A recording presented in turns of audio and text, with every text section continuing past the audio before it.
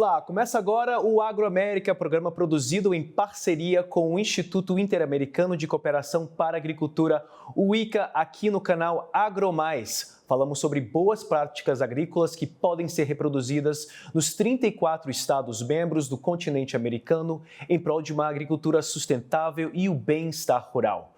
O setor agropecuário peruano cresceu 4,9% em 2024, comparado com o ano anterior, o ano que sofreu uma contração de 0,55% devido às mudanças climáticas e o impacto que teve na atividade no campo.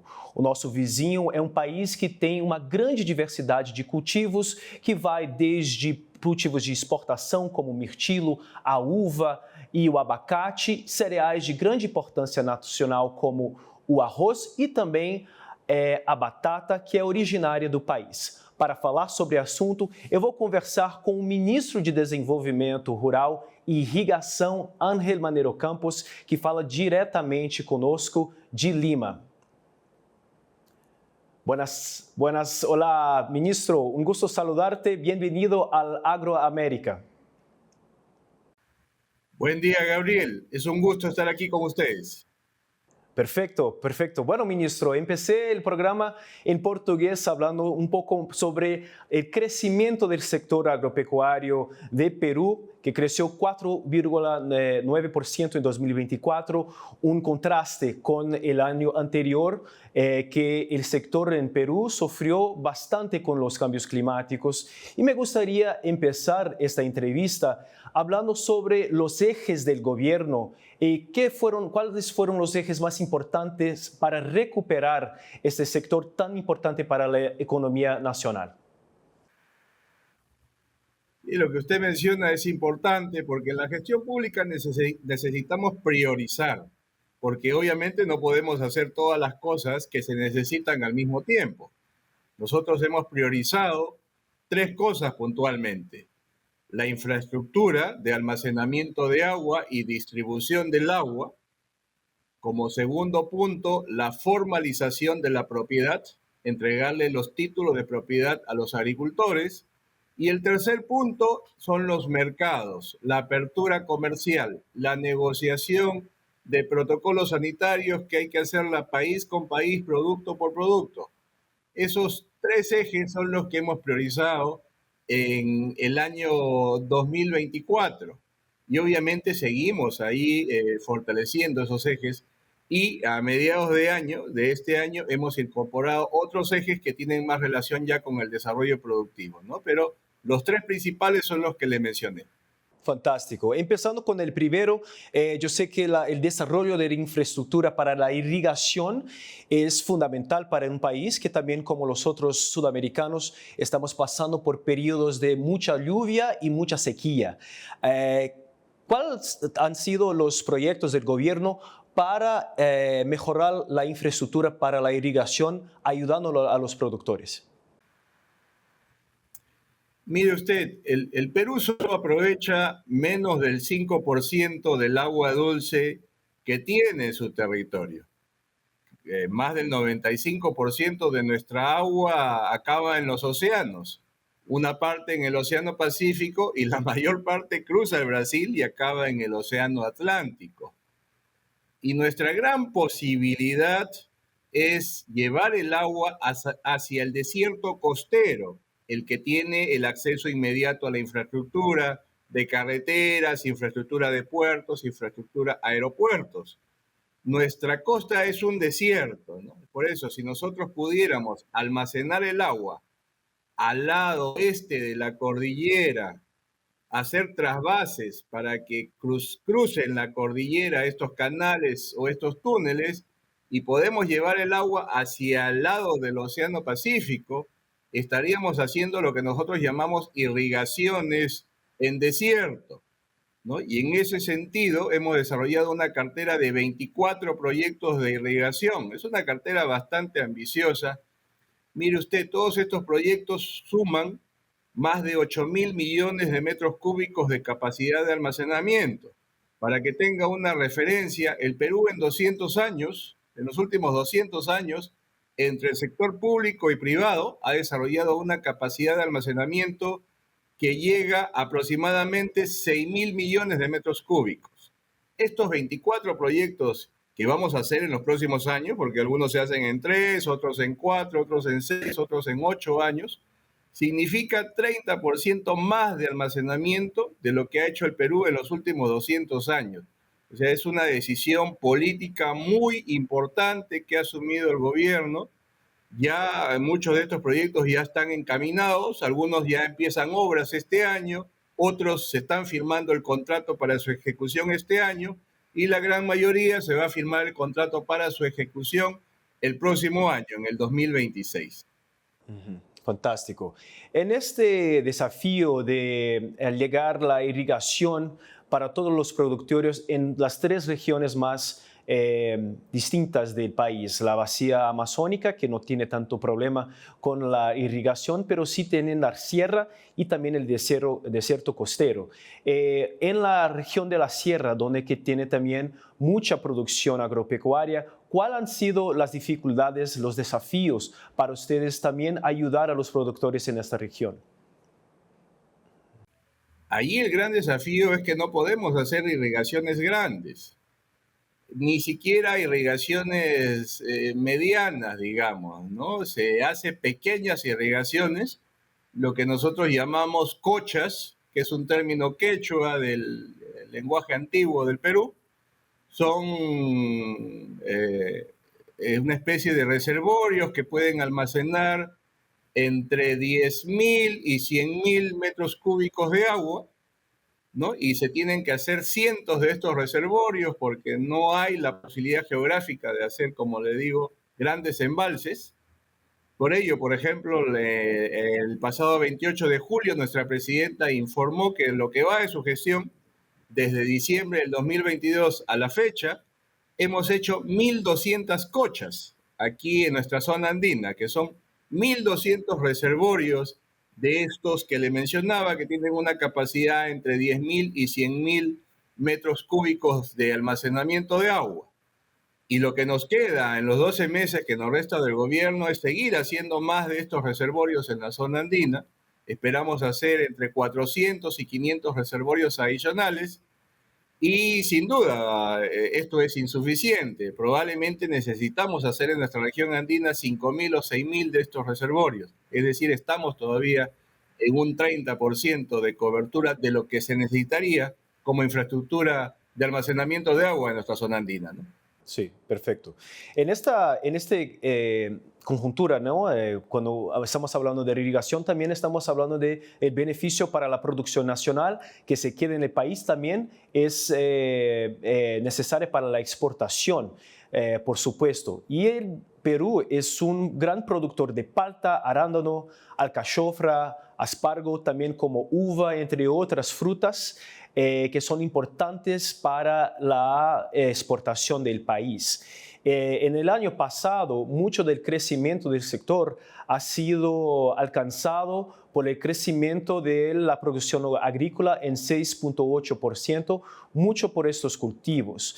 Me gustaría saber cuál es la importancia y cuál ha sido la importancia del acceso al mercado internacional, también con certificaciones de calidad, por ejemplo, para la impulsión del sector agropecuario. Mire, en el Perú tenemos 22 tratados de libre comercio o acuerdos comerciales. Tenemos prácticamente cero aranceles a los principales mercados del mundo, los que nos permite llegar a 162 países en este momento, ¿no? Algunos llegamos indirectamente, ¿no? A través de Holanda, por ejemplo, Países Bajos. Pero la apertura comercial que se tiene que sumar en el caso de agro, ustedes saben que además de cero aranceles necesitamos negociar los protocolos sanitarios. País con país, producto por producto, tenemos que ir negociando la firma de esos protocolos sanitarios. Sin duda es un trabajo bastante grande, que es lo que hay que hacer. El Perú lo ha venido asumiendo en los últimos 20 años. El año pasado hemos impulsado ello, para que tenga usted una idea. Cada año el Perú firmaba entre 5 y 7 protocolos sanitarios y solo el año pasado hemos firmado 19. Y este año esperamos firmar más de 20 protocolos sanitarios para que nuestros productos puedan llegar al extranjero.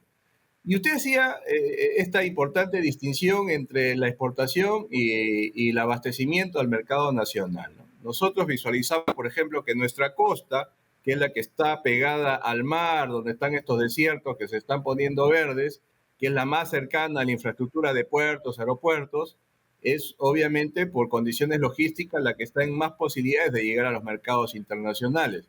Y la producción en las zonas andinas, en la parte de montaña que tenemos nosotros, que es agricultura de altura, ahí es donde se cimienta el abastecimiento al mercado nacional, ¿no? Principalmente. También tiene una agricultura de exportación parcial, ¿no? Los granos andinos, por ejemplo, nuestra quinoa crece allí. También tenemos café de altura o cacaos de altura que llegan a los mercados internacionales, pero la mayor parte de nuestra zona andina produce en la parte agrícola y en la parte pecuaria para abastecer al mercado nacional. Perfecto, perfecto. ¿Y cuál ha sido la importancia de la cooperación con otros países para desarrollar una facilidad de exportación? Puedo decir que en Brasil la presencia y la cooperación con China ha sido determinante para desarrollar algunos proyectos de infraestructura, algunos hasta que llegan hasta Perú, facilitando la exportación brasileña hasta Asia. Para Perú esto es importantísimo, el desarrollo, por ejemplo, de los puertos. ¿Cuál ha sido, en la visión del gobierno, la importancia de esta cooperación? Bueno, siempre con los países buscamos tener una muy buena relación. Usted sabe que los acuerdos son recíprocos, así como nosotros pedimos que los países nos abran su mercado, nosotros tenemos que abrir nuestro mercado también. Siempre la apertura, la firma de protocolos se da en ambos lados, ¿no? Y es importante, sin duda, este acercamiento que hemos tenido con China en los últimos años. China es nuestro principal socio comercial en este momento. No en agro lo es Estados Unidos, pero en términos generales, China es el principal socio comercial. Sin duda, el puerto de Chancay ha sido un punto importante allí porque Chancay permite acortar el tránsito, ¿no? De antes más de 35 días para llegar a Shanghái, ahora podemos llegar en 23 días, sumamente importante si hablamos de productos perecibles, ¿no? Que antes no podían llegar y ahora sí. Pero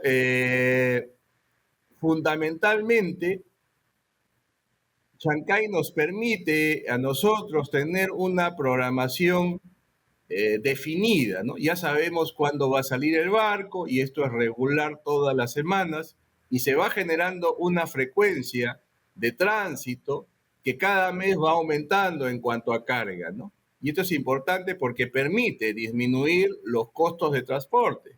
En este momento los costos de transporte ya han disminuido 30%, pero pueden seguir disminuyendo aún más, ¿no? Y lo otro que usted mencionaba, la posibilidad de conectarnos con otros países, ¿no? Y ahí la posibilidad de tener el tren Brasil-Perú, sin duda, también es una oportunidad que hay que fortalecerla, ¿no? Perfecto. Bueno, ministro, me parece que hay grandes oportunidades para desarrollar también la conectividad intrarregional de nuestros países. Por supuesto, yo creo que es un proyecto a largo plazo de algunos de nuestros países más cercanos. Vamos ahorita a una pausa para el programa y luego, después del intervalo comercial, vamos a retornar a la entrevista. Muchas gracias. Bom, vamos para rápido intervalo aqui com o ministro de Desenvolvimento Agrário e Irrigação do Peru, Ángel Manero Campos. Na volta, vamos falar mais sobre essas relações e o desenvolvimento do setor agropecuário peruano. Fique por aí.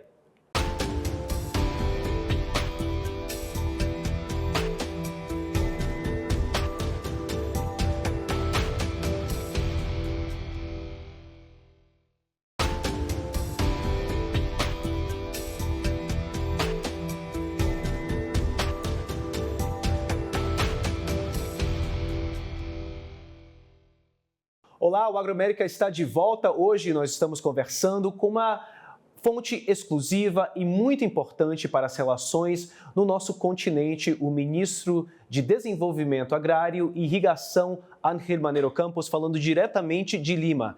Ministro, muchas gracias más una vez por su tiempo y disponibilidad aquí en el Agroamérica. Me gustaría continuar con la entrevista trayendo datos sobre un relatorio desarrollado por la Convención Nacional Agraria, Fovina y Oxfam, que dice que las lluvias intensas y sequías prolongadas en los Andes pueden poner riesgo a la agricultura familiar, que abastece 83% de los alimentos consumidos en el país.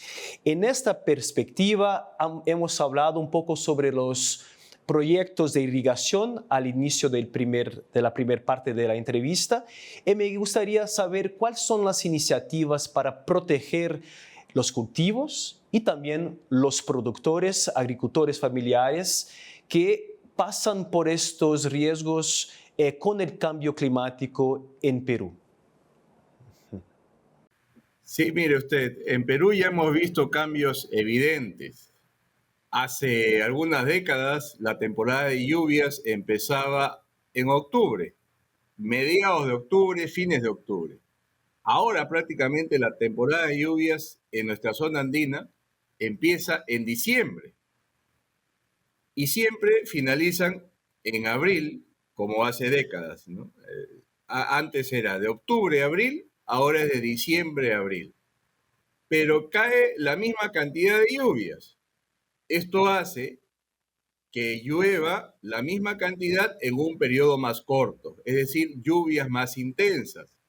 Esto primero trae una complicación de inundaciones, de desbordes de los ríos, ¿no? Porque los ríos ya llevan más caudal que antes, ¿no? Esa es la primera complicación.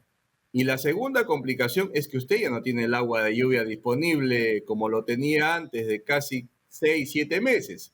Ahora tiene lluvias en 4 meses. Esto complica porque quienes regaban por secano ahora solo pueden cultivar ciclos cortos, ¿no? Cultivos de ciclos muy cortos. Entonces, el gran reto ahí es cómo almacenamos esta agua de lluvia para tenerla disponible todo el año, ¿no? Y esa es la principal medida que podemos tomar respecto de ello, ¿no? Es por esto que yo le decía, estos pequeños reservorios, pero masivos, ¿no? Ya hemos hecho más de 1.200 reservorios, seguimos haciendo estos reservorios porque asegurar el agua es lo fundamental. Porque imagínese usted, si no tiene el agua segura, ¿qué agricultor va a tener el incentivo de fertilizar, de invertir en una mejor semilla o de recibir un crédito, ¿no? Si es muy riesgoso, se convierte en una actividad muy riesgosa la agricultura y la ganadería también. De modo que asegurar el agua es lo fundamental y es nuestro primer piso, como nosotros le llamamos, ¿no? Asegurando el agua ya podemos pasar al segundo piso, que es el desarrollo de oferta, desarrollo de productividad, financiamiento, asistencia técnica y todos los servicios vinculados, ¿no? Una de las prioridades también del gobierno ha sido justamente la ganadería, que me impresiona bastante los datos del año pasado, porque ha impulsionado la producción de pollo, que creció 2% el año pasado, el sector porcino aumentó 4%, y de pavo de engorde, por ejemplo, creció 29%, un poco más. Impresionante. Pero ¿cómo es que estos cambios climáticos impactan la ganadería y también cuáles son las prioridades para un gobierno que ha desarrollado y también organizado seminarios internacionales, eventos importantes para dar atención a la inversión a la ganadería sostenible en su país?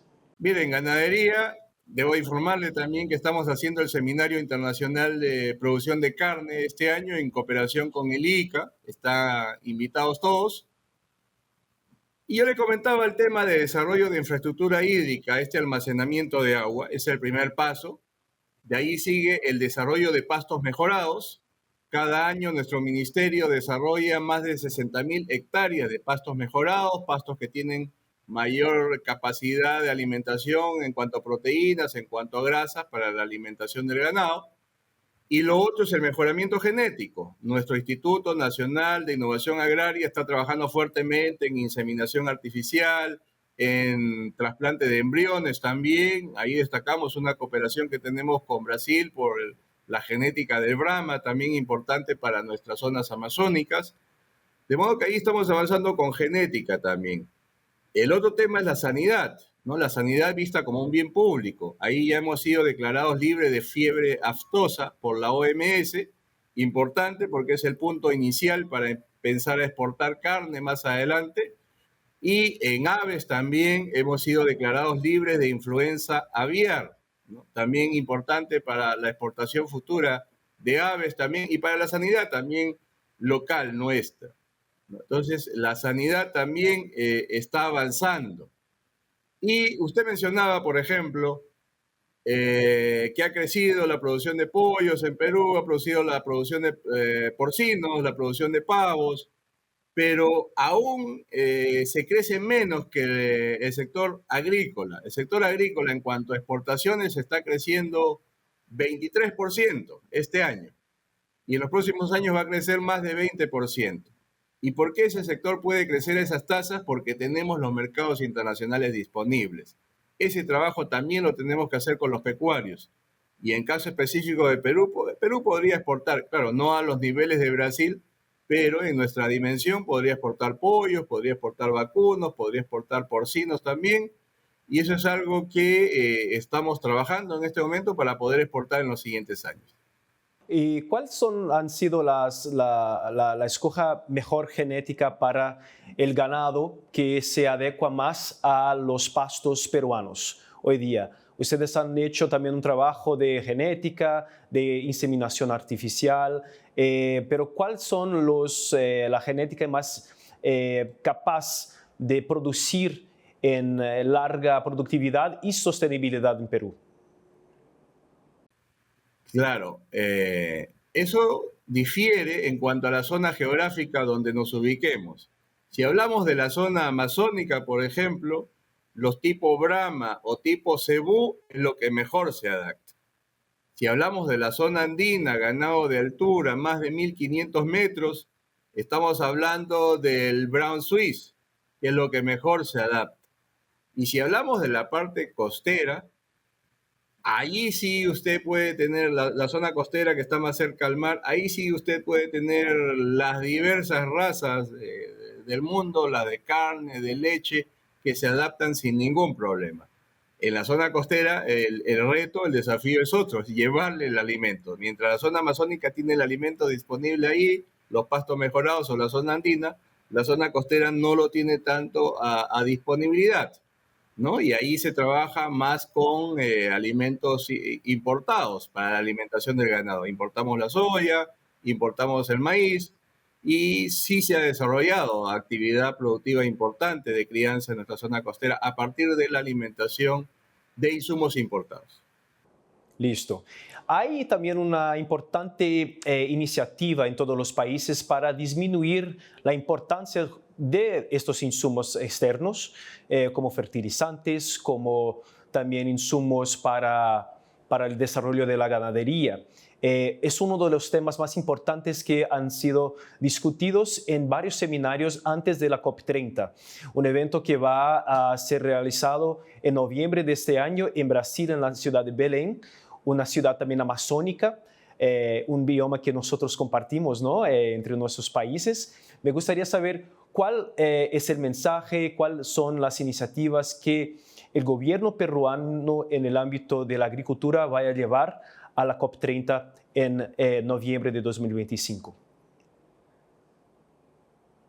Mire, el tema de cambio climático, de la mitigación de los efectos referentes al clima, sin duda tienen una connotación bastante compleja, ¿no? Por ejemplo, ¿no? Nosotros tenemos que trabajar en agua, tener el agua disponible, tenemos que trabajar en suelos, en la remediación de suelos, en evitar la erosión, tenemos que trabajar en actividad productiva sostenible, y ahí hablamos de ganadería regenerativa, de agricultura regenerativa, de sistemas agroforestales.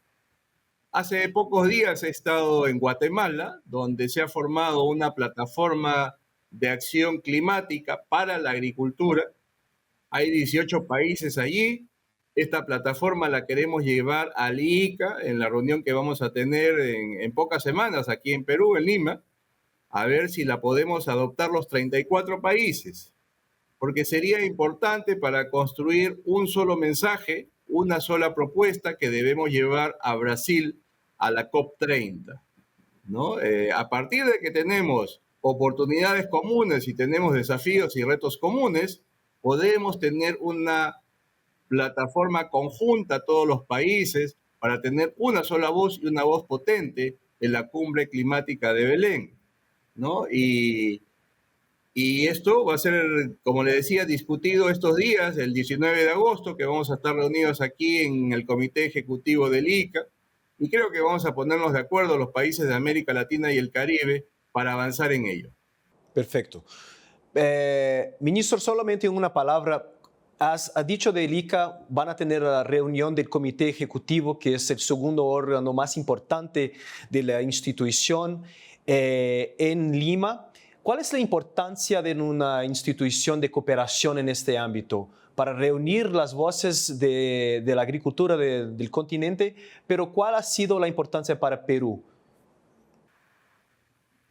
Bueno, para Perú cobra especial importancia porque Perú este año es presidente del Comité Ejecutivo del ICA, ha asumido la presidencia, y el ICA es nuestro principal espacio de coordinación y de discusión de políticas públicas del continente. Es el único espacio donde estamos todos los países, ¿no?, integrados allí. Y es importante, por ejemplo, como usted mencionaba, tenemos que ir a la cumbre climática. Si cada país va por separado, no vamos a tener posibilidad de hacer incidencia internacional respecto de lo que necesitamos. Pero si llegamos bajo la plataforma del ICA, donde estamos los 34 países reunidos aquí, ya hacemos un bloque bastante importante y una voz que va a ser escuchada sin duda. De modo que ahí el consenso interno que tiene que haber entre nosotros puede ser muy bien aprovechado cuando salimos a los espacios internacionales, y ahí la importancia, ¿no? Muy bien. Ministro Ángel Manero Campos, muchas gracias por su tiempo, su disponibilidad aquí en el Agroamérica. Deseo buena suerte en este año de 2025 y también en las próximas cumbres que están a venir. Muchas gracias. Muchísimas gracias, Gabriel. Un gusto haber estado con ustedes. Bom, eu conversei com o ministro de Desenvolvimento Agrário e Irrigação do Peru, Ángel Manero Campos, falando diretamente de Lima sobre os projetos que tenham desenvolvido a agropecuária nacional. O Agroamérica fica por aqui, agradeço pela audiência e até a próxima. Até mais.